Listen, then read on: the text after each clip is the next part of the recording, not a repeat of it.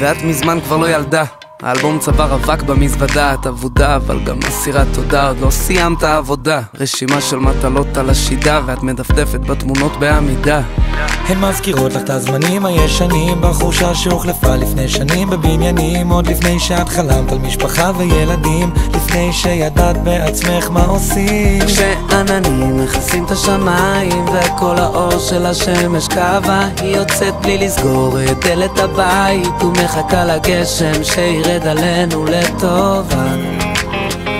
הכל לטובה, הכל יעבור, אמא אמרה אל תפחד מהכל, קח נשימה, זה יעזור, כן רק טוב יחזור.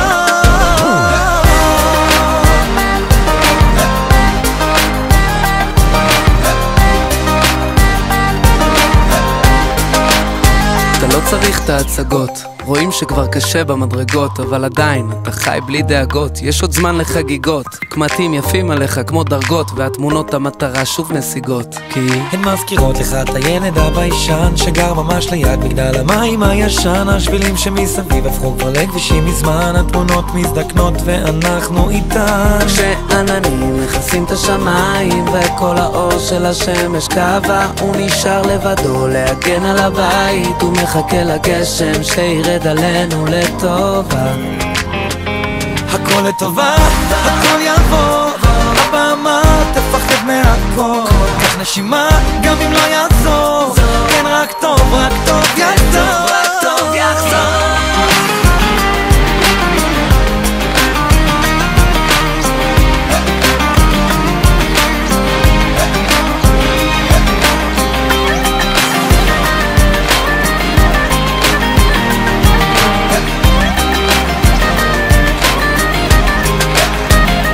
לא תמיד קל, לא תמיד טוב, אבל זה תמיד גורם לי לחשוב.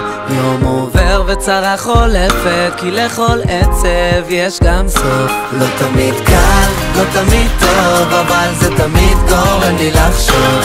יום עובר וצרה חולפת, כי לכל עצב יש גם סוף. כשעננים מכסים את השמיים וכל האור של השמש קבע, הילד גדל, עזבתי את הבית והנה בא הגשם שירד עלינו לטובה. הכל לטובה, הכל יעבור, אני כבר מזמן לא מפחד מהכל, גם אם לא יעזור, כן רק טוב יעזור.